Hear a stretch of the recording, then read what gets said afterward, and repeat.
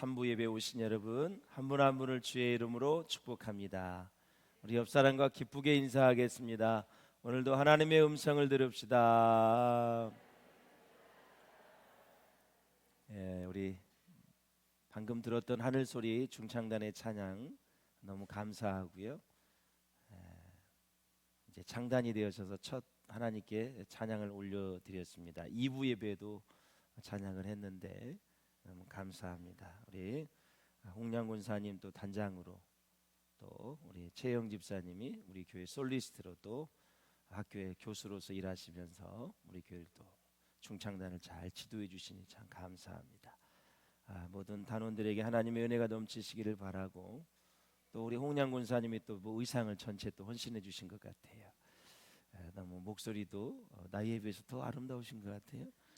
연습을 많이 하신 것 같아. 감사합니다. 평생 주님을 찬양하시고 또 하나님께 영광 돌리는 삶을 사시라고 우리 박수로 격려하며 하나님께 영광 올려드리겠습니다. 감사합니다.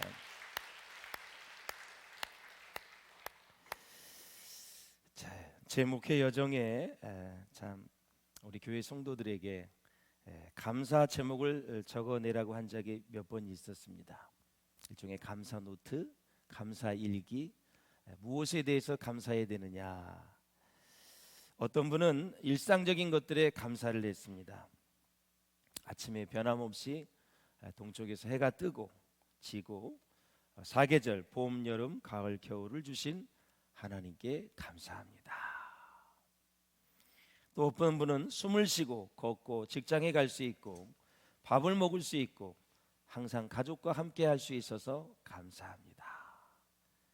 또 다른 분들은 나의 신앙의 성장과 성숙, 그 신앙의 진보로 인해서 감사합니다. 믿음이 자란 것이죠. 그 가운데 저의 눈길을 멈추게 만든 것은 정말 어려움 가운데서도 표현한 그런 감사들이었었는데, 여러 가지 어려움이 겹쳐서 올 때가 있습니다. 그럴 때 하나님이 나를 붙잡아 주셔서 주님을 원망하며 또 하나님을 떠나고 싶었는데 주님이 나를 붙잡아 주시고 나를 떠나지 않음으로 하나님의 은혜와 사랑 속에서 살 수 있는 것이 감사했습니다. 이런 제목들. 또 어떤 분은 회사 생활이 어렵고 사업이 어려워 낙담하고 절망을 했지만 그 기회를 통해서 겸손함을 배울 수 있었고 또 인내함을 배울 수 있었습니다. 그것이 바로 감사의 제목이었습니다. 또 어떤 분은 육신의 연약함과 질병 때문에 매일매일 고통 속에서 잠 못 이루는 가운데서도 고통과 절망과 기나긴 밤을 보내며 마음으로 울어야만 했던 그 시간들 속에서 하나님의 위로를 경험하고 그것이 너무 감사했습니다. 평상시에는 몰랐던 그 하나님의 은혜가 욥처럼 그 질병이 너무너무 깊어지면서 기나긴 밤을 주님 생각하면서 고통 가운데 절규하는 가운데 하나님의 은혜에 대해서 감사할 수 있었다라는 거, 생각만 해도 눈물이 나는 거죠. 또한 그 치료의 주님을 체험하면서 이제 남은 인생은 하나님만 의지하고 바라보게 되었다는 감사의 고백도 있었습니다. 또 어떤 분은 정말 아무 탈 없이 건강하게 살면서 직장도 잘 되고 또 사업도 잘 되고 자손이 형통하여 하나님께 자기가 가진 물질을 아낌없이 드릴 수 있음에 감사한다는 그런 고백도 있었습니다. 참 사랑하는 여러분, 일상의 은혜 가운데 감사하는 것도 쉬운 일이 아니지만 고난 가운데 감사하기란 정말 쉽지 않습니다. 성경의 인물 가운데 어려운 상황 가운데 감사하는 인물들이 많이 있지만 최악의 상황에서 최고의 감사를 한 사람을 꼽으라면 저는 주저없이 다니엘을 꼽을 수 있을 것 같습니다. 여러 번 강해도 했고 다니엘에 대해서 많은 연구를 했습니다. 성경 인물에 대해서 많은 연구를 했는데 다니엘은 정말 하나님께 최악의 상황에서 최고의 감사를 드렸던 인물입니다. 왜냐하면 다니엘의 감사는 평안할 때 드린 감사가 아니라 자신의 지위와 부귀와 권세를 한순간에 잃게 되면 물론이거니와 더 나아가서는 생명을 빼앗기는 절체절명의 그 위기의 순간에 목숨을 담보로 드렸던 감사였기 때문에 그렇습니다. 자기의 죄인은 총리입니다. 3명의 총리가 있었는데 선임 총리입니다. 지금 얘기로 하면 실세 총리이죠. 그의 연봉이 얼마였겠으며 그가 가진 권력, 명예 얼마나 대단했겠습니까? 바벨론은 그 당시에 최고의 강국이었고 최고의 군사력과 경제력을 가진 그런 나라였습니다. 우리나라가 여러분 도가 몇 개나 됩니까? 좌우에 한경남부터 평안남북도 황해도 하고 경기도, 강원도, 충청남북도, 전라남북도, 제주도까지 경산남북도 해가지고 몇 개나 됩니까? 네. 그런데 그 당시에 120도나 된 120개 그 전체의 나라를 다스렸던 총리가 바로 다니엘이었습니다. 다니엘. 사실 자기의 것을 내려놓는 것은 어차피 뭐 정말 내려놓을 수 있겠는데 바로 기도하면 죽는 순간이 다가오는데 생명을 담보로 한 감사기도였기 때문에 우리는 다니엘의 감사를 배울 필요가 있다라는 거죠. 사탄은 대놓고 하나님을 원망하라고 하지 않습니다. 어려운 상황에서 비교하게 만들어 불만을 갖게 하고 하나님의 백성의 자리에서 떨어지게 하지요. 또한 자신이 가진 것이 보잘것없이 보이게 만드는 것이 사단입니다. 초라하게 여겨지게 되죠. 또 천국의 삶이 지옥으로 변하게 만드는 존재가 바로 마귀 사단입니다. 오래전에 미국의 캘리포니아 주에 사는 한 주부가 신문에 남편을 팔겠다는 이색 광고를 냈습니다. 여러분 아무리 어려도 남편을 팔겠다는 광고를 내시면 안 돼요. 제가 가만히 안 있겠습니다. 제가 나설 거예요. 어떻게 해서 남편을 팔아요? 네. 우리 남편들도 여자 판다고 광고를 내면 어떨까? 네. 거기서 거기에 그러니까 파면 안 돼. 사람은 파는 존재가 아니에요. 왜 팔겠다는 광고를 냈냐면 이 남편이 주중에는 일 때문에 너무 바빠서 남편의 얼굴을 보는 것은 하늘의 별을 보는 것보다 더 어려웠어요. 또한 주말에는 혼자 사냥을 간다 그래요.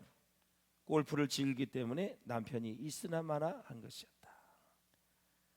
이 광고를 보고 60여 통의 전화가 걸려왔지만 그 중에 남편을 사겠다는 사람은 한 사람도 없었습니다. 대신에 아주 점잖은 어드바이스를 많이 주었다 그래요. 이런 어드바이스입니다. 남편이 살아있는 것을 다행으로 여기세요. 남편이 죽고 나면 얼마나 외로운지 아세요? 골프 치고 사냥하는 것은 약과예요. 바람 안 피우는 것만으로도 고맙게 여기세요. 남편과 헤어진 뒤에 혼자서 애들을 키우려니 얼마나 힘든지 몰라요. 집에 남자가 없으니 애들이 정말 말을 잘 안 들어요. 남편을 또 그 이름을 걸치고 있는 것만으로도 감사하세요. 그랬어요. 사랑하는 여러분, 내가 현재 처한 상황, 내게 주어진 신분, 내가 속한 가정을 포함해서 모든 것이 하나님의 섭리 안에 있다는 것을 믿을 때 우리는 부정적인 상황에서 자유를 얻을 수가 있어요. 하나님의 섭리 안에 있음을 믿을 수 있기를 주의 이름으로 축원합니다. 하나님을 우리가 섬기는 데 있어서 좀 감사할 수 있는 것이 얼마나 많이 있는지 몰라요. 결국 우리가 감사하지 못하는 근본적인 원인이 어디에 있느냐? 바로 하나님을 경외하는 그 마음을 상실했기 때문에 그래요. 그래서 우리의 생활을, 우리의 말과 우리의 감사, 우리의 모든 것이 다 하나님과 연관이 돼 있어요. 하나님과의 관계를 들여다보면 저 사람이 저 말을 할 수밖에 없었고 저런 행동을 할 수밖에 없었고 저렇게 인생을 살아가는구나. 그것을 우리는 유추해서 생각할 수 있다라는 거죠. 하나님을 존중하는 마음이 떠나면 내가 처한 형편을 바라봅니다. 그리고 나서 무슨 말을 하냐면 어떻게 고백을 하냐면 하나님 왜 나를 이렇게 취급하십니까? 하고 불만과 불평을 들어놓게 되죠. 시편 한번 보실까요? 50편 20절에서 23절 시편 한번 같이 보겠습니다. 시작. 하나님을 잊어버린 너희여 이제 이를 생각하라. 그렇지 아니하면 내가 너희를 찢으리니 찢기리니 건질 자 없으리라.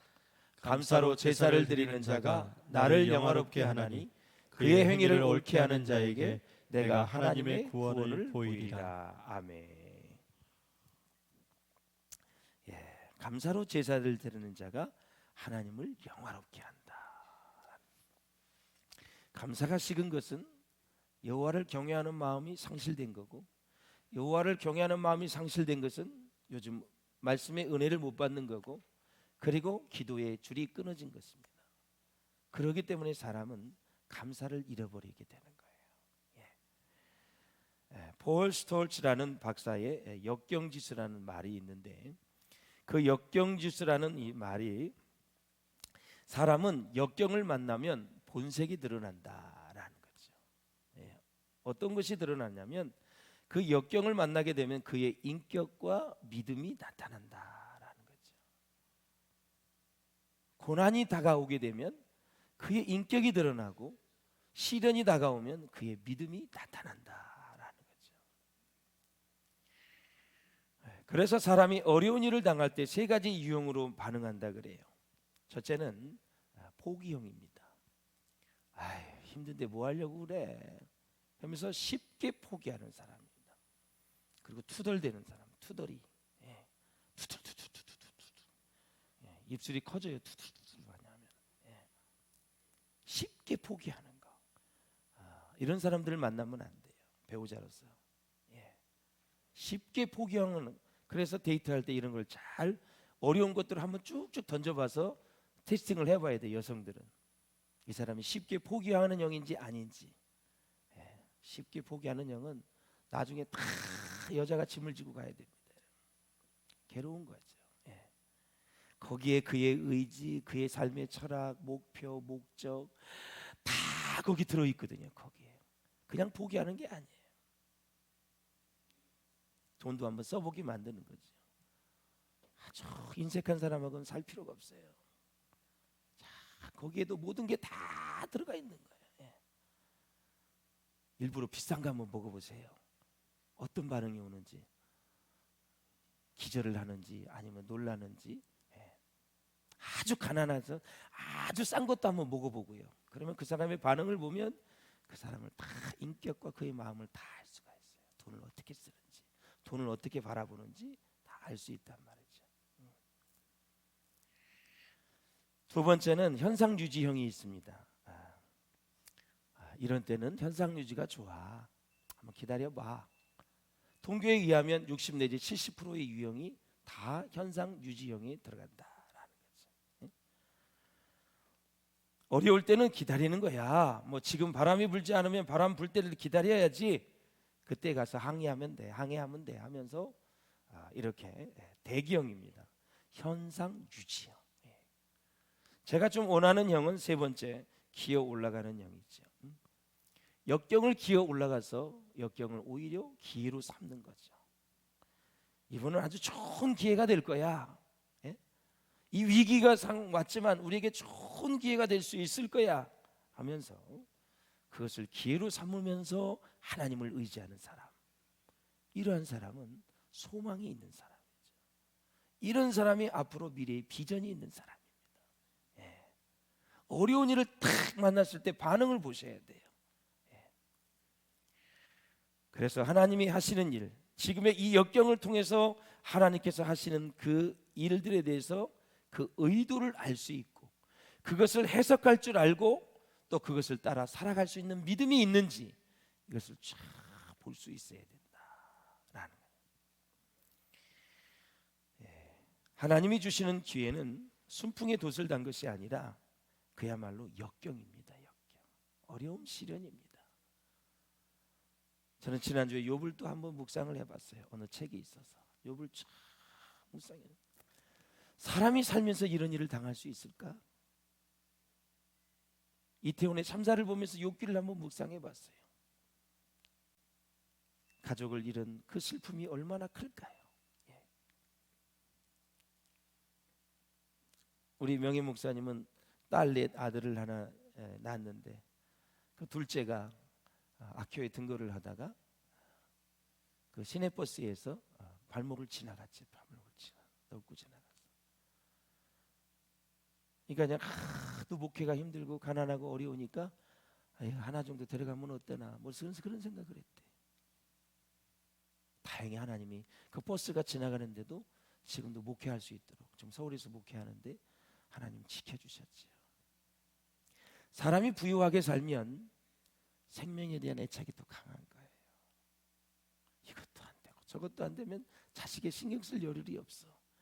그러나 의식주가 다 해결이 되면 다 자기 자식에게 아주 집중하는 거예요. 그 선생님들이 좀 힘들다 그래요. 어린이집 유치원에 있는 분들이 힘들다 그래요. 부모님들이 너무너무 까탈스럽다는 거예요. 할 얘기를 다 하고 오버해서 한다는 거예요. 제가 목회하니까 어린이집 하시는 분들, 선생님들, 교장 선생님들, 교감 선생님들, 교수님들 얼마나 많이 얘기를 하겠어요. 부유해지니까 얼마나 요구하는 것도 많고 힘든지는 말할 수 없다는 거예요. 그 최악의 학교가 있고 최상의 학교가 있다 이거지. 최악의 학교는 애들 때문에 문제가 아니라 학부모님들 때문에 들들들 볶여가지고 그 학교에서 근무하기 싫어하는 사람들도 있다. 우리 박의자 군사님 학교 괜찮아요? 아 그렇구나. 군사님이 괜찮으니까 괜찮은 거야. 다 상대적이야 사람. 그래서 사랑하는 여러분, 이스라엘 백성들이 가진 전통적인 철학이 있어요. 그 철학이 뭐냐면 그 문화에서 또 나오게 되죠. 앞이 막혔느냐 뒤를 보라 이거죠. 뒤가 막혔느냐 옆을 보라 이거죠. 옆도 막혔느냐 위를 보라 이거죠. 이게 어디서 나온 거예요? 홍해 도하 사건에서 나온 거예요. 앞에는 홍해가 있고 뒤에는 애국 군대가 따라와요. 도대체 이제는 피할 길이 없어요. 그래서 모세가 위를 바라보면서 하나님께 기도했어요. 홍해 바다가 갈라졌어요. 그래서 그들의 철학이 하나님 함께했던 그 이벤트, 그 사건을 통해서 나온 거예요. 이쪽이 어려우면 이쪽을 보고, 이쪽이면 이쪽을 보고, 옆을 보고, 옆도 보아서 어려우면 위를 보라, 하나님을 보라라는 거죠. 그런데 우리나라는 어때요? 5,000년 역사를 보면 샤머니즘은 샤머니즘. 이것도 안 돼, 막 사업도 안 돼, 뭐 자식도 안 돼, 막 굳은 일, 애환이 많아. 그럼 뭘 했어? 샤머니즘은 구슬했어. 푸닥거리더라. 그게 우리 문화예요, 문화. 이것도 안 되고 저것도 안 되고 사업이 안 되니까 점을 보고 푸닥거리하고 그냥 우당대려다가 이 문화가, 이 철학이 그래서 다른 거예요. 여러분 성경을 많이 보시고 좋은 인생의 철학을 가지고 살아갈 수 있기를 주의 이름으로 축원합니다. 홍해 도하 사건에 어떤 책에 보니까 이스라엘 사람들의 전설이 이제 내려온다 그래요. 성경에 보면 모세가 지팡이를 들어서 홍해를 쫙 가리키고 나서 홍해가 갈라졌다 그랬죠. 우리 다 알고 있어요. 그 전설에는 이렇게 나와 있어요. 모세가 딱 쳤는데 홍해가 갈라지지 않았대요. 그러니까 모두가 걱정이 되어서 아우성을 질렀다는 거예요. 그때 이 옆에 있었던 여호수아가 수종자 아닙니까? 여호수아가 소리를 높여서 막 소리를 질렀대요. 모세 지도자여, 치고 건너라고 했는데 왜 서 있습니까? 그래서 물속으로 텀벙하고 들어갔더니 홍해가 쫙 갈라졌다는 거예요. 이게 무슨 얘기냐면 말씀을 행동으로 옮길 때 기적이 나타나는 것이지 기적이 나타난 다음에 행동하는 것이 아니라라는 거죠. 다니엘과 사드락과 메삭과 아벳느고가 똑같은 경우입니다. 이 세 친구가 풀무불에 안 들어갔으면 얼마나 좋았겠어요. 그 전에 미리 하나님이 막아주셨으면 얼마나 좋았겠어요. 세 친구도 풀무불에 들어갔고 다니엘도 사자굴에 안 들어가면 얼마나 좋았겠어요. 결국 사자를 만나게 한 이후에 사자의 입을 봉했다라는 거죠. 그러니까 하나님은 우리를 연단과 훈련을 시킬 때 아주 끝까지 끌고 가는 거예요. 끝까지 끌고 가서 하나님의 하나님 되심을 고백하게 만드신 분이 우리가 믿는 하나님이다라는 거죠. 애국 군대가 뒤에서 쫓아오지 않은 상황에서 갈랐으면 얼마나 좋아요. 꼭 그렇게 애국 군대가 그냥 바로 목전에서 오장님 오금이 떨릴 정도로 그냥 해놓고 나서 모세를 통해서 이리도 안 되고 저리도 안 되고 해서 결국 기도하게 하잖아요. 하나님이 갈라주시잖아요. 사랑하는 여러분, 다니엘의 인생 출발은 남들이 부러워하는 그런 좋은 출발만은 아니었다. 물론 태어나기는 좋은 가문에서 귀족의 신분으로 태어났습니다. 여러분, 다니엘을 연구해 보면 그의 부모가 귀족입니다. 그런데 어렸을 때부터 토라, 이 모세오경을 잘 가르쳤어요. 역사적으로 소년 때부터. 그래서 도대체 이 다니엘의 신앙과 그 사드락 메삭 아벳느고도 연구를 해보니까 그 가문도 어렸을 때 말씀을 가르친 거예요. 기도를 가르친 거죠. 말씀에 순종하는 것도 가르치고. 그러니까 어느 위기의 순간이 오니까 그것을 포기하는 것이 아니라 이 젊은이들이 어린 청소년 때 말씀이 들어가면 목숨을 걸거든요. 에너지가 있어요. 그리고 의로움이 있어요. 근데 나이를 많이 먹으면 타협을 잘해. 아이, 좋은 게 좋은 거야. 왜? 산전수전 다 겪어보니까 그 어려운 걸 안 겪으려 그래. 근데 젊은이들은 안 그래요. 말씀을 그대로 믿고 나아가는 거예요. 그래서 하나님이 20대 때 썼던 인물들이 너무 많이 있어요. 성경의 인물. 그리고 교회사적으로도 20대 때 30대 때 썼던 인물이 너무너무 많은 거죠. 사랑하는 여러분, 누구보다도 고난과 아픔과 피눈물로 청소년의 시기를 보낸 사람이 바로 다니엘이었다. 왜? 어린 나이에 나라를 잃어버렸잖아요. 포로로 잡혀갔잖아요. 가족과 헤어지는 생이별을 한 것이죠. 지금처럼 더 출세하기 위해서 유학을 간 게 아니라 더 좋은 삶을 위해서 여러분 돈을 들여서 이민을 간 게 아니란 말이죠. 포로로 잡혀간 거예요. 노예예요, 노예. 사랑하는 여러분, 단지 포로가 되어 온갖 핍박과 서름을 당하며 험난한 인생길을 이제는 스스로 개척해 나가야만 됐던 인물이 바로 다니엘이었다. 부모와 형제 자매의 도움도 전혀 기대할 수 없습니다. 부모가 어디 있어요? 다 생리별했는데 혼자 남은 거죠. 당시에 포로로 잡혀간 인원이 한 5만 4천 명이 돼요. 5만 4천. 모든 포로로 잡혀갈 때는 젊은 사람, 똑똑한 사람, 두뇌가 좋은 사람, 인재를 쓸 수 있는 사람 5만 4천 명을 다 골라가지고 바벨론으로 데려간 거예요. 거기에 지금 다니엘이 들어가 있는 거죠.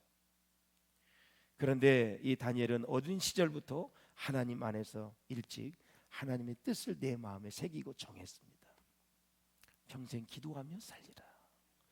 평생 말씀대로 살리라. 내가 사는 곳이 이방이든 조국이든 포로의 그런 신분이든 간에 뜻을 정한 거예요. 이게 참 멋진 인생이에요. 여러분도 뜻을 정할 수 있기를 주의 이름으로 축원합니다. 여러분, 꿈을 이루는 사람들은 그 꿈의 분량만큼 훈련과 연단을 받습니다. 하나님을 향한 결단하는 의지도 대단하게 연단을 받아요.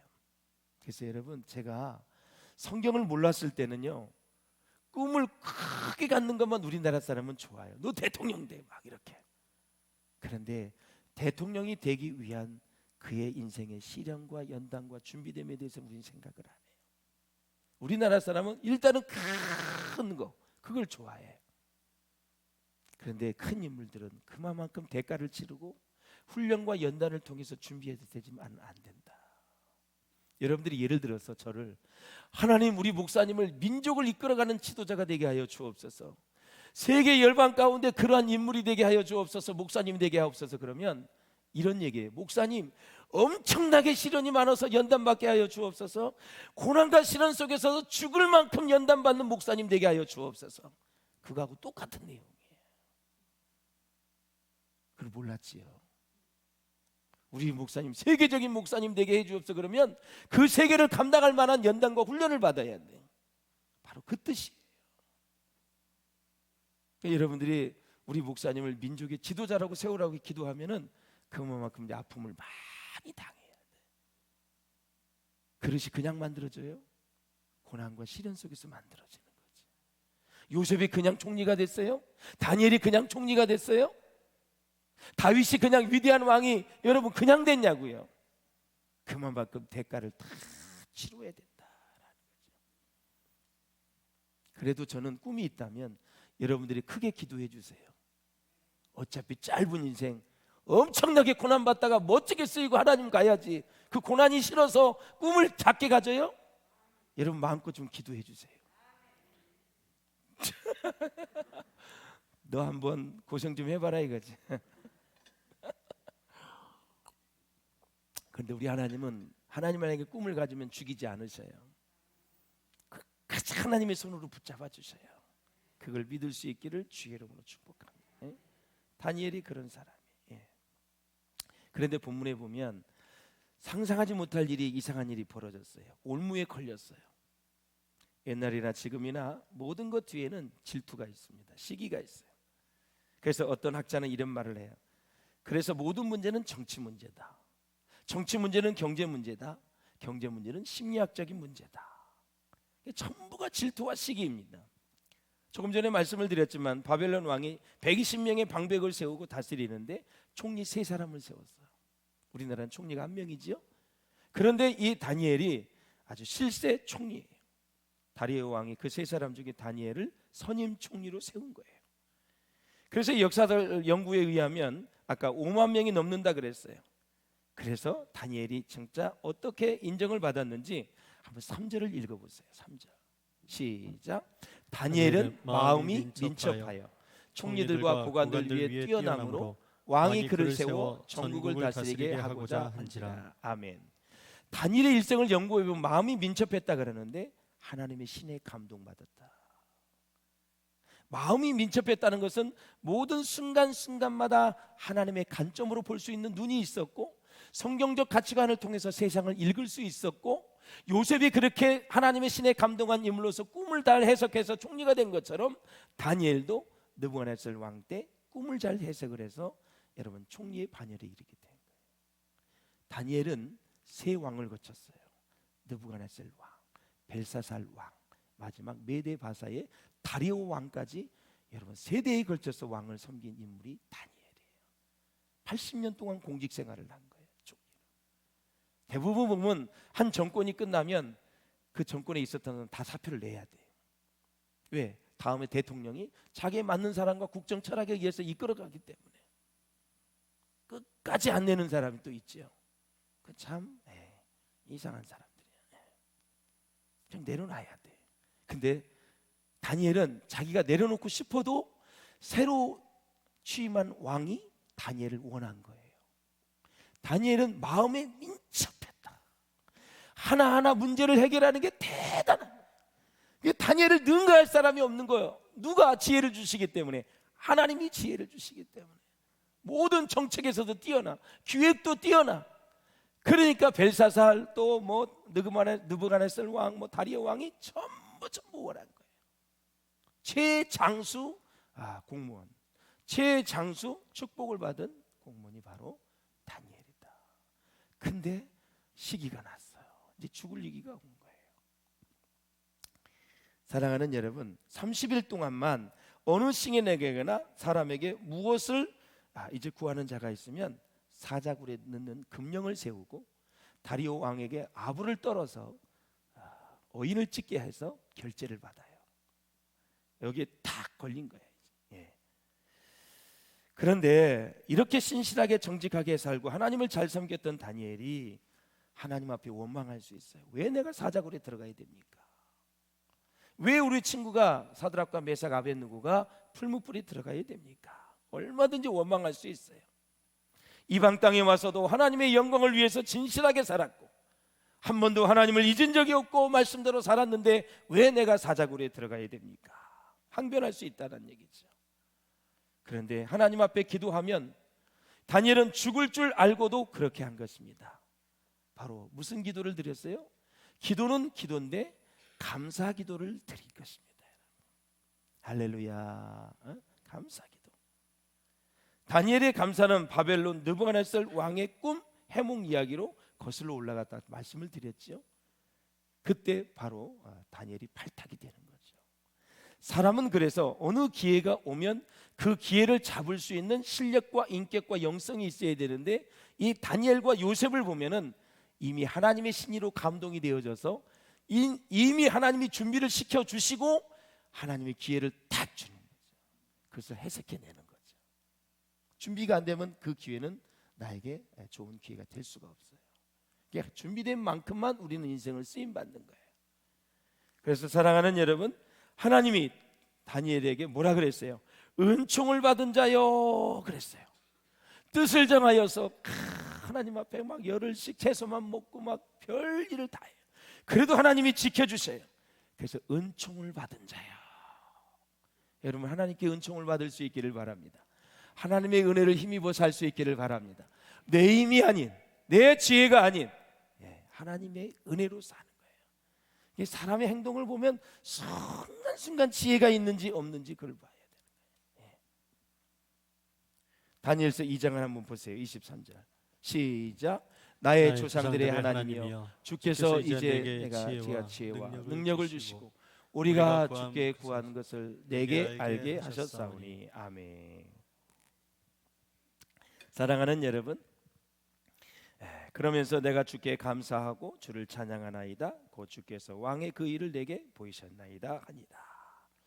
그래서 다니엘의 삶에서 배울 수 있는 것은, 그의 감사의 삶은 당연한 것을 당연한 것으로 받아들이지 않고 그것을 은혜로 여겼다라는 거죠. 저와 여러분이 지금 이 3부 예배 드리는 거 당연한 게 아니죠. 하나님의 은혜인 줄로 믿습니다. 오고 싶어도 못 오는 사람이 있습니다. 무슨 일이 있어서 못 왔어요.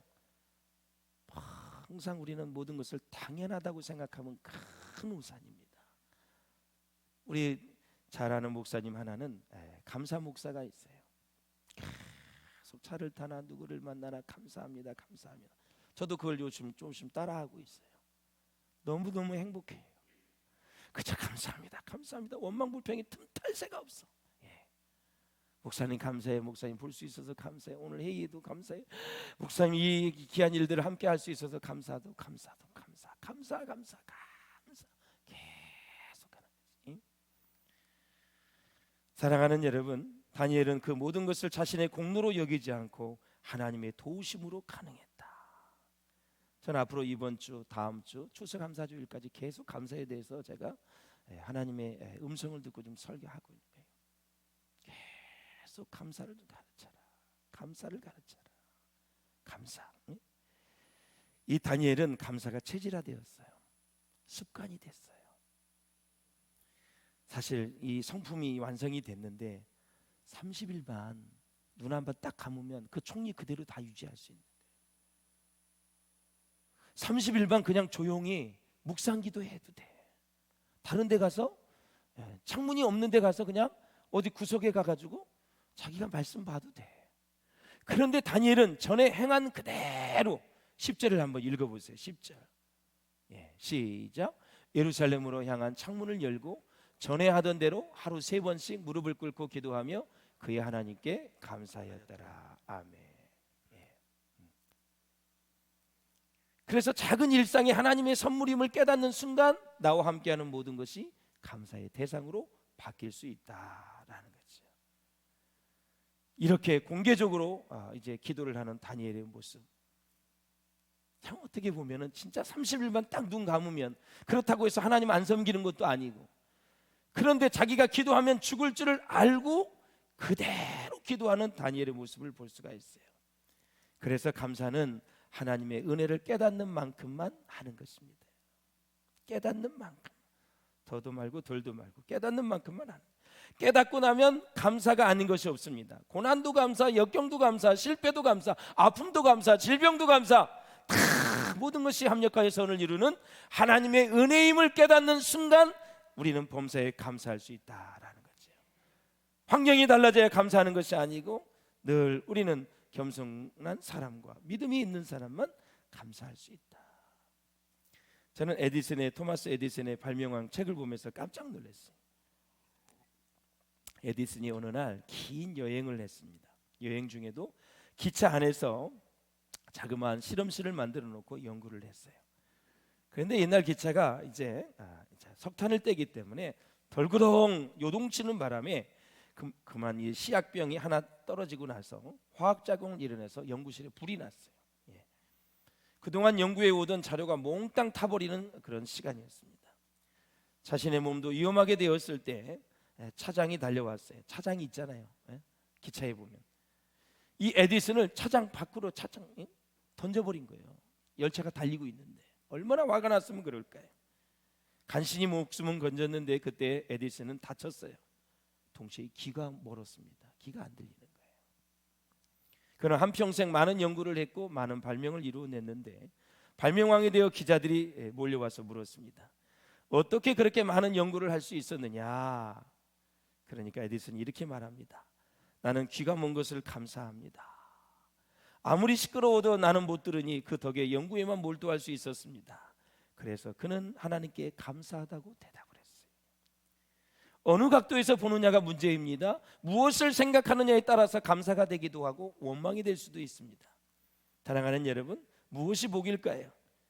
종은 울려서 소리가 나야 진정한 종이듯이 감사하는 마음이 우러나야 진정한 복이 된다라는 거죠. 잘 산다고 복이 아닙니다. 가졌다고 복이 아닙니다. 성공했다고 출세했다고 복이 아닙니다. 감사하는 마음이 충만해야 진정한 복이 되는 것입니다. 사람이 철이 들고 나면 모든 것이 감사가 돼요. 감사가 아닌 것이 없습니다. 철이 들면 부모가 주지 못해서 미안하다고 해도 철든 자녀는 괜찮다고 말합니다. 엄마 아빠 낳아준 것만으로도 감사하다고 말을 합니다. 그러나 철이 안 든 자녀들은 모든 것을 다 주어도 감사할 줄 모릅니다. 부모가 주는 것은 당연하다고 여기고 감사하지 않습니다. 오히려 남들은 더 준다고 비교하면서 불평을 합니다. 다니엘은 어린 시절 고난을 통과하면서 철이 들었습니다. 여러분, 진정한 감사는 고난을 통과한 사람들의 것입니다. 그래서 이런 말이 있습니다. 고난을 당한 만큼 감사의 깊이도 깊어진다라는 거죠. 말씀을 맺겠습니다. 다니엘은 기도하면 죽는 것을 알았습니다. 그런데도 다니엘은 끝까지 기도했고 끝까지 감사했습니다. 다니엘은 위기의 상황에서도 여기까지 이끌어 주신 하나님께 감사하기로 뜻을 정하고 결정을 했습니다. 그것이 하나님의 놀라운 축복이었습니다. 그래서 은총은 공짜입니다. 은총을 느끼면, 은혜를 느끼면 감사의 마음이 우러나는 것입니다. 이런 말이 있습니다. 문제가 생기면 삼류 인생은 남을 탓하고 원망하며 핑계거리를 찾습니다. 그러나 이류 인생은 무조건 참아냅니다. 그러나 인류 인생은 감사하며 산다라는 사실이죠. 한 주간도 아니 평생을 다가도록 최악의 상황에서 최고의 감사를 했던 다니엘처럼 그렇게 감사의 인생을 살아가는 저와 여러분 될 수 있기를 주의 이름으로 축원합니다. 기도하시겠습니다. 우리 기도하실 때 하나님 감사의 영성이